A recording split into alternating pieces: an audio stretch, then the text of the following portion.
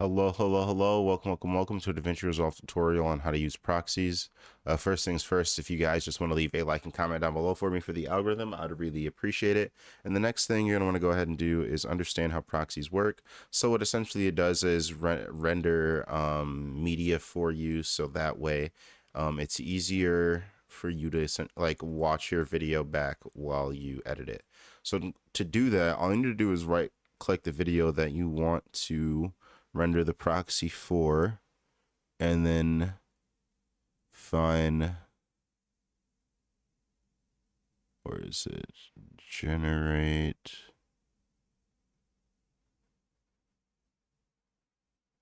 where is it,